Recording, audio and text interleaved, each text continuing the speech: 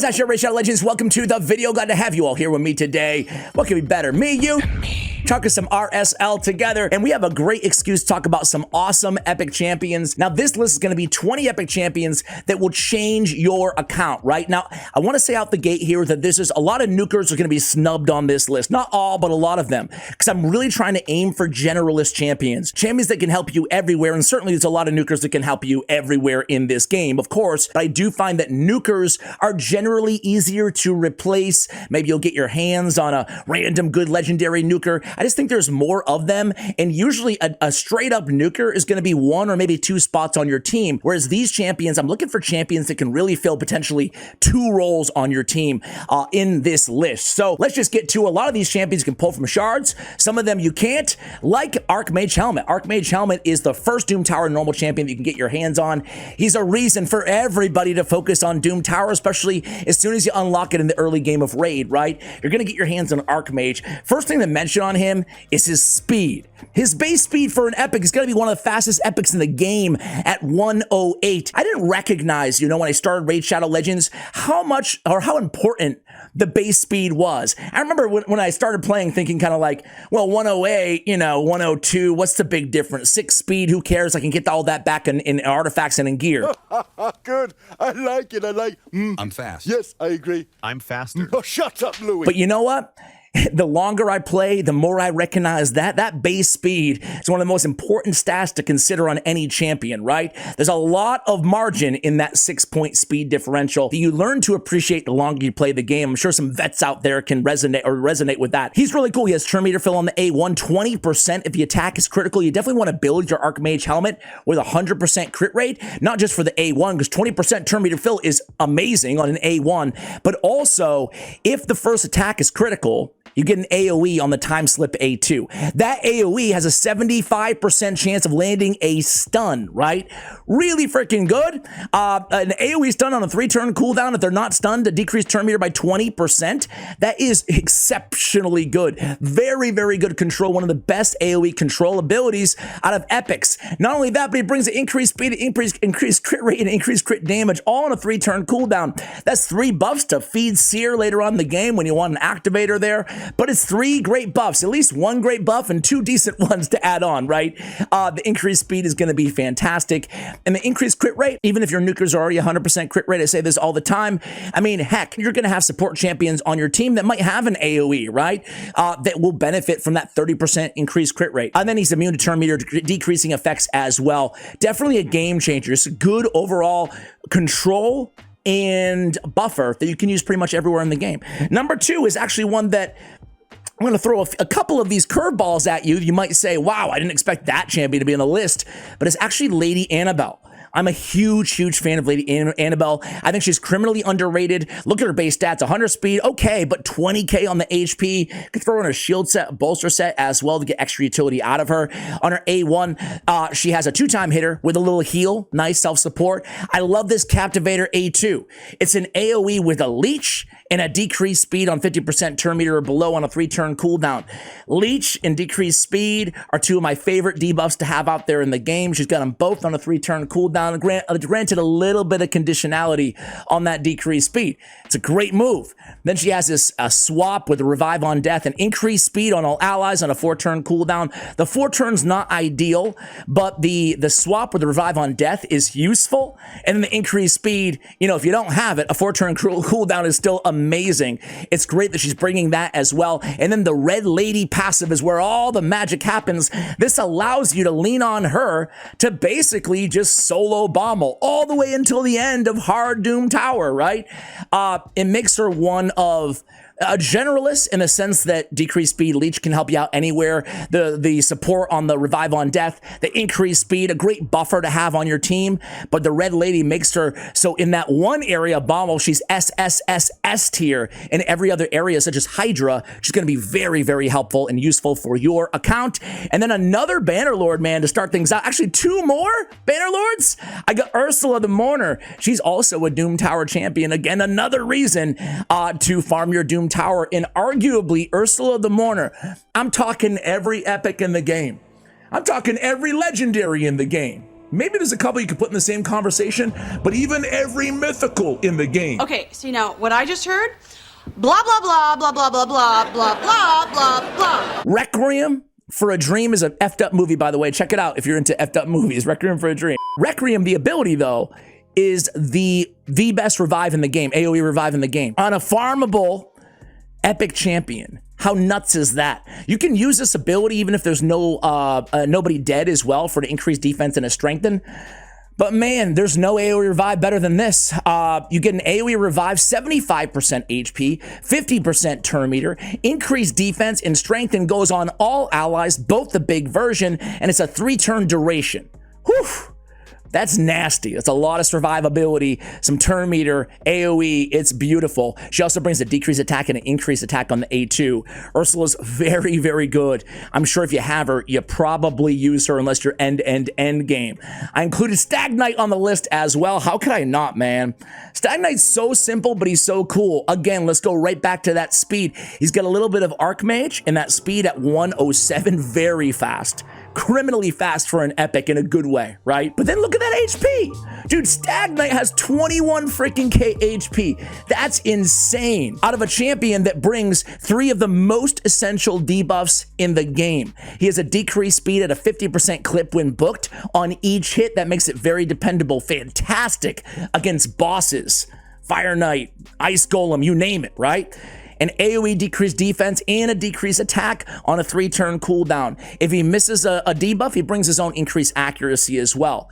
He's next level good. Stag Knight, even over some of the other decreased defense champions that we're going to be mentioning in this video, Stag Knight to me is still my favorite. You know, a lot of people are going to argue that the guy we're going to talk about in just a couple champions is a lot better.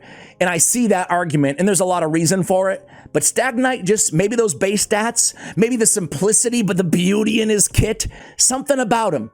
Just when I thought I was out, he pulls me back in. Stag Knight, my man. All right, next up, we only have one high elf here. There's a lot of good high elves. It killed me. It pained me not to put Skiramis on the list because I love him. But to me, just the other champions maybe a little bit better in the generalist category. Anyway, Royal Guard does make the list. One of the few nukers on the list. There's a few of them. Royal Guard, to me, has to be on the list, right? Nothing to write home about on the base stats on Royal Guard, unfortunately. But he does bring a big decreased defense on his A1. Great for bosses. Great for ally attacks. 65% chance when booked. He has Takedown. The best AoE enemy max HP nuke out of any epic out there, right? It scales off his attack and enemy max HP. Great for anywhere you need enemy max HP nukers, obviously, right? A lot of areas in the game. In this hamstring, though, is what puts him over the top for me. It's why I have him and not Husk on the list. Now, Husk brings control. He brings a little provoke on the A1 as well. So Husk is my man. He's great, and he's HP based, a little bit tankier. But man, this hamstring, the fact that Royal Guard's nuke hits a little bit harder, and the hamstring ability is so good for areas like Fire Knight. This ability is criminally underrated. A 4-time at random. Each hit has a 75% chance of placing a decreased speed. That's basically guaranteed, close to. Each hit also has a 75% chance of decreasing the target's turn meter by 25%, right? That's insane, right? That's 4 hits, 25%. That could be full turn meter decrease with a decreased speed. Talk about a debilitating control move to have on your team on that A3. I just love that hamstring. Fire Knight, he's selling some of the fastest teams in the world just because of that ability. Very, very good in Royal Guard. All right, next up is that guy I was just alluding to. I'm sure you all could guess who I was talking about. It is a Deke. You know, most players are going to say that Deke is one of the best champions in the game, right? Best epics in the game, certainly, and one of the best debuffers in the game, and I agree with all of that. That's what I was talking about, though. I'm still kind of old school. I still like my Stag Knight. I don't know why. But Deke can do something that Stag Knight can't do. First, let's start with the aura. He has that speed in all battles. He has time compression, a nasty ability. Fills turn meter of allies, decreased turn meter of enemies, and then grants you that amazing extra turn. Oof, that extra turn does so many amazing things. It brings this from a 3-turn to a 2-turn cooldown, essentially. It brings this move, his AoE decrease defense, from a 3-turn to maybe a 2-turn if it's on cooldown. And then he has a leech on his A1. I mean, Deacon can get back to so many time compressions because of this extra turn and get back to the decreased defense so you can basically keep it with 100% uptime on your enemies, that essential debuff, decreased defense, right? It's really good. He's exceptionally good. Just one of the best debuffers out there in the game. So much more than necessarily meets the eye. His kit doesn't read like a novel. It's not like you have to, it's not very complex to understand, but it's just something beautiful in how efficient he is in what he brings to the table. Next up is going to be good old Godseeker and Eerie. What can I say about Godseeker that hasn't already been said a million times? Oh, congratulations. So do you love her? She's got an amazing and very unique revive. It's not as unique as it used to be. Now there's a couple revivers that bring this, like in Korra, for example. But we're resetting the cooldowns of all skills on a revived ally. It's very powerful, right? They come back to the battle, 50% turn meter, 50% HP, and all of their skills fresh and ready to go. It's amazing. Sand Devil areas like that, along with a ninja or something like that. We've seen that abused time and time again inside this game. But she also has the increased healing that all allies received. It's kind of an unsung part of her kit. She also has that revive on death that preempts a fatal hit, which can be nice, can save her life as well. We have an AoE heal. We have increased duration of buffs on enemies, or decreased duration of buffs on enemies. An increase would be a nasty, crappy addition, and not nasty in a good way, to her kit, but a decrease is fantastic. Do need to build her for accuracy to pull that off, though. Increased duration of all buffs on all allies. We already know how valuable that is, right? On buff extenders in general, that can kind of like Deke, we were just talking about the uptime of debuffs. Well, this is the uptime of buffs, right? Keeping those increased defenses, those block debuffs, whatever the buff is that we have on us, getting more out of it, getting another tick of a continuous heal, for example. Very, very good. Great with like a Wixwell team as well. We get a heal on the A1 as well. Godseeker is a great healer, a great support with that A2, and a fantastic reviver and fairly unique reviver as well. Shout out to Inquisitor Shamil. Shout out to Fenax. Again, these are champions I absolutely love. Just a little bit more niche, like Fenax on an ally attack team as a nuker, Inquisitor and Hydra, both top of the class, but wanted to go very general for this video. I did go with Fatman next, though. Oh, Fatman.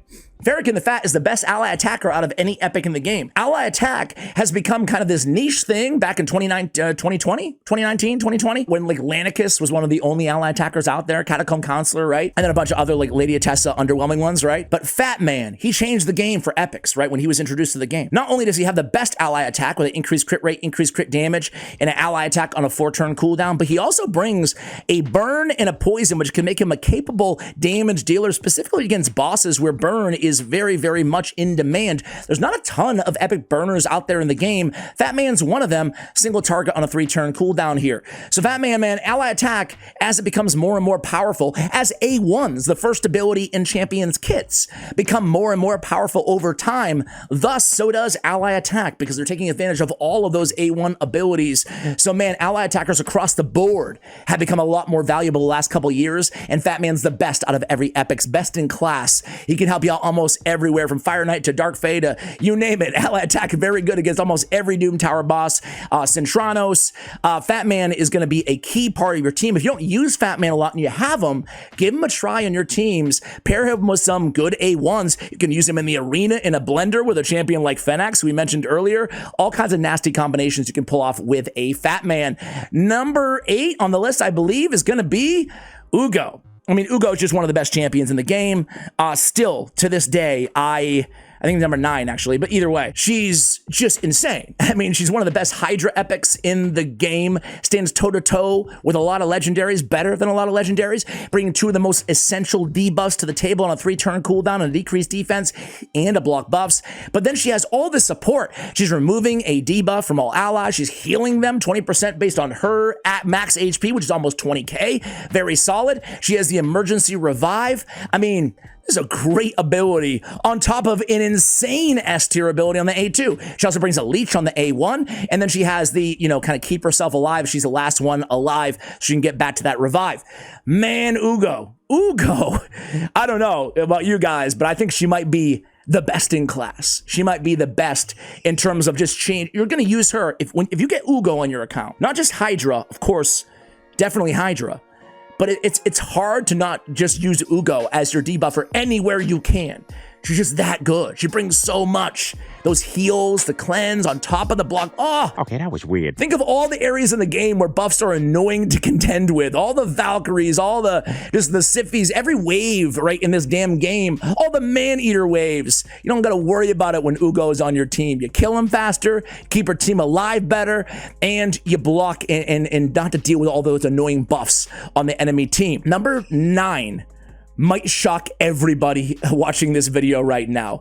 But if you've been watching my channel for any amount of time, you know my unabashed love and adoration for Frenzy the Cackler. She's my favorite epic burner in the game. I'm not saying she's the best because she's a little bit different than the strengths and the Mordecai shoutouts out there in terms of the traditional AoE burners. But where she brings a lot that those champions just don't bring, right? Not even close. First of all, defense in all dungeons by 30%, a very juicy defensive aura for dungeons, all dungeons in the game, right? Nice aura there for an epic. She has a Searing Hack, which is an activation of a burn on her A1. Very, very useful in areas like Ice Golem. Basically anywhere that you're going to be placing a burn on a target, she's going to come in there and have a chance at activating that burn off the target. Can you guys hear that squeaking? My PC is squeaking. I'm not sure if you could hear it in the background, but it was very annoying and loud for me. Jaws of Flame is where she's dropping the burn. She's dropping the burn and filling her turn meter on 3-turn cooldown, okay? 3-time at random, great against bosses, and not as dependable in an AoE situation, right? But even in areas like Ice Golem, like you're gonna land that burn, probably on the Ice Golem, on the minions, you know? AoE Provoke, and increased defense on this champion. This allows her to actually nuke as well, because she's a defense-based champion. So she's tanky. She brings increased defense on herself for 2 turns. That allows her to get more out of her AoE nuke with a provoke, 100% provoke, by the way. Another 3-time hitter, another strong hitter on her A1. She can be a nuker, a control, and a burner, and an activator, right? Increases champion's defense every time a burn is activated on an enemy, up to 20% on that passive. Man, I love me some Frenzy the Cackler. Man, she's so freaking good. I really do think she is one of the most underrated champions out there in the game, especially for epics. Orcs is actually Duke the Pierce or Duck the Pierce. Either way, he's great. On the A1, he brings a decreased accuracy, which is not an essential debuff, but it can be hard to find, and he's got it on his A1. On his A2, it's like Stag Knight. It's an AoE decreased defense and a decreased attack on a 3-turn cooldown.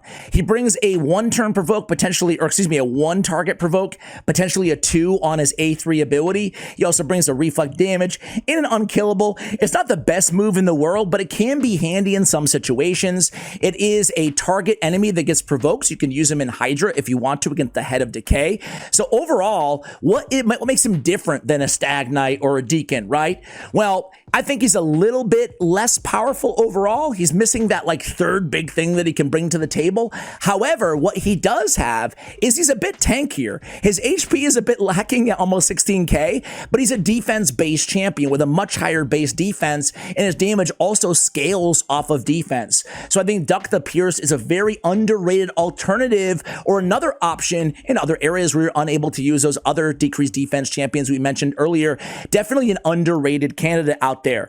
Okay, guys, it's time to talk about Toor, my personal favorite epic reviver in the game. Not because his revive isn't the best. He does have a shield based on his HP. It is an AoE revive on a 5-turn cooldown, which is not bad at all, but it's a 0% turn meter and a 30% HP. It's a pretty squishy. Compare that to an Ursula like we talked about earlier. What I love about Toor is he has damage mitigation by allies with 50% HP or less on his Aid the Feeble. He has an HP aura in all battles. On his A1, he brings a increased defense, on the ally with the lowest current HP, which is really useful. It's a big version. It lasts 2 turns. Whoever needs it the most. But then the highlight of his kit is an AoE attack with an increased speed on all allies and a heal based on his max HP, all on a 3-turn cooldown. And if you wanted to go on a second account or a friend or family member wants to start playing Raid Shadow Legends, I do have a download link where you can get Ugo and Toor on a new account. I'll link that in the description below. Yeah, Toor is built different. One of my favorite epics in the game. Maybe my favorite epic in the game in Toor. He's so freaking nasty. Seer. Well, obviously Seer has to be on the list. I mean, she's the queen of speed in a game that takes forever, right? In a game that feels like a chore at times, Seer is a cheat code to help you finish your chores faster, right? She does... I feel like you need to be kind of mid-game to be able to really take advantage of her. Like, if you pull the series, your first epic champion in the game, I'm not sure how effective she'd be. Maybe she would still be effective. She brings increased crit rate. She brings a weaken on all enemies on a 3-turn cooldown, big version, which is nice in its own right. But the Karma Burn, it takes all the buffs away from all your champions. That's no good. And then all the enemies, that's good. But then it basically kills everybody depending on the number of buffs that you removed in total. She is one of the best the best wave nuker out there with Siegfried. It's either her or it's Siegfried. That says a lot, because who's Siegfried, you ask? He's a mythical, one of the strongest mythicals in the game. This guy, he's very hard to get. He's going to cost you a lot of money. Seer, a lot easier in the sense that she's an epic, right? She is void, so it's still kind of tough to get, but one of the best nukers, one of the 2 best wave nukers in the game, arguably the best. That's how good Seer is. She can change your account in every wave known to man. If she doesn't kill him, she can put him to sleep, right? The next one is an old school champion who I put on the list over a lot of newer, kind of shinier new toys in the game, right? Now, I see a lot of epics that I didn't put on the list here that I love. A Husk, a Dark Elhain, a Vogoth, a Seeker. They're all could very well be on this list. Heck, even like these Ostrox type champions, they're actually really good, right? But Mausoleum Mage, he's still built different in my opinion. He's got that decreased speed, and you guys know I'm a sucker for decreased speed in this game, and he has it on the A1. That's why I like Mausoleum Mage, I like Stag Knight, I like those champions that I like Sylva Drakes. Ever heard of her? Yeah. That body's a blessing, girl. I like her a lot too. Increased crit rate, increased defense, and a block debuff on a 3-turn cooldown. The block debuff is a 1-turn duration, but man, no epic can bring as much support to the table, in my opinion, as Mausoleum Mage. Increased defense for 2 turns, increased crit rate for 2 turns. She can be a great Seer activator. A block debuff for 1 turn. Then on the A3, he's cleansing. He's healing based on the cleanse, and he's filling turn meter if 2 debuffs are removed from that ally. Man, that is a lot to be bringing to the table for an epic. The cleanse, the heals, the block debuffs, the increased defense, the decreased speed. What other champion can bring all that out of any epics? Nobody. That's the answer. Nobody. Mausoleum Mage. Man, you pull a Mausoleum Mage early on, just put him as a support in like all your teams or almost all your teams. He's going to help you out tremendously. The next guy's another farmable dude, and it's Dark Kale. You get him like midway through, I think, Doom Tower. Dark Kale is the king of poison. The best epic poison or single target in the game. He's got 3 poisons with the big version of poison sensitivity, all on a 3-turn cooldown, very powerful. He has an AoE decreases attack, an essential survivability debuff in the game. Each critical hit, which is going to be all of them, right? It has, or as many as we can get, provided we're not going against Force Affinity, right? Will increase the duration of all debuffs on the target by 1 turn, another super powerful move. He can mitigate critical attacks by enemies under 2 or more poison debuffs. That's fantastic. It's only a 15% mitigation. Why is it only 15%? Why? Because crit rate of enemies, of bosses, and Raid Shadow Legends is 15%. So it mitigates those big giant hits that wipes out your entire party. On his A1, he's got a triple hitter, great for Fire Knight areas like that. Triple hitter, but he's also instantly activating 2 poisons or 1 poison and an HP burn. Now we're talking. Now he's an activator as well as a producer of the poisons. Oof, he is a killer. He is a killer champion. All right, next up is going to be final stretch here, guys. Gonna go all the way down to the dwarves. Now, again, I'm snubbing some of my favorite champions in the game here, guys. I apologize. I miscreated. I love you. Wretched Draft, amazing. Skull Crown, insane. Whisper, amazing, right? Save your pity and your mercy. I have no use for it. There's a lot of snubs. Let me know who your favorite champion that I snubbed on this list is, but I'm just trying to think of, I'm putting myself on like, okay, I'm mid-game, I pull an epic. Who's gonna change my account the most based on my experience, right? And it's just my experience. Morak Bronze Lock. Morak. She's next level. She's my second favorite ally attacker out of, if she doesn't have the second best ally attack move, that'd be Catacomb Counselor out of every epic, because only 2 random allies join. But we already talked about how powerful ally attack is when we talked about Fatman. She's the only epic that brings the big strength on a 3-turn cooldown. And because of this passive, she's counterattacking when hit while under a strengthened place by herself, which is usually going to be the case, right? She's counterattacking with her A1 that ignores shields and hits pretty hard. She can be a damage dealer, an ally attacker, and one of the most, well, the only champion, very scarce, that brings the strength in on all allies. Big version on a 3-turn cooldown, right? Now, I misspoke earlier. Only epic that brings a big version of strength in on a 3-turn cooldown when booked, right? There are others, but they're a 4-turn cooldown. So, man, Morak, if you're looking for damage, survivability, she's defense-based. Survivability, damage, you name it, she's got you covered. All right, next is Geomancer. What else is there to say about Geo? He could be the #1 champion on this list, guys. He's got the AoE decrease accuracy on the A1. He's removing buffs. He's attacking them. He's stealing them if they're under a burn. He has the quicksand grasps. He's placing that burn and the big version of weaken for 3 turns on a 3-turn cooldown, right? He's depleting their turn meter. He's filling his own turn meter by how much they lose. What doesn't this guy do? But the magic all comes in at HP in all battles. Aura 2, it all comes together with the Stone Guard, where he's reflecting the damage received from those enemies under the burn right back to them. That could be a lot of damage, right? He's one of the best damage dealers, one of the best boss killers in the game. Geomancer, definitely an account changer. Holy moly. All right, going on Hatatsu. Yeah, that's right. I am probably Lady Annabelle and Hatatsu. Maybe even the next one too will be the most controversial on the list. But Hatatsu is extremely good and very, very underrated. He has defense in all battles again. Can use that everywhere, obviously. He has a leech on the A1. I love the leeches on the A1. Land that leech against the boss, and it really mitigates how much healing you need to have on your team, right, with that leech. We know that from areas like Hydra. You get an AoE leecher like a Lady Annabelle, and you almost don't need healers, you know? It's usually good to have for backup emergencies, but man, that leech is really valuable. An AoE decrease attack, love it on the A2. And then he brings an increased defense and a continuous heal on a 3-turn cooldown. This, between the continuous heal and the leech, it makes him a super underrated healer. And the increased defense on the 3-turn cooldown is obviously one of the essential buffs for survivability. So when you think about everything that this guy's doing, just think for a second here. He's got the defensive aura, he's got the leech, he's got the decrease attack to mitigate incoming damage, he's got the increased defense to make everybody stay alive longer, and then he's healing you with the leech and he's healing you with the continuous heal.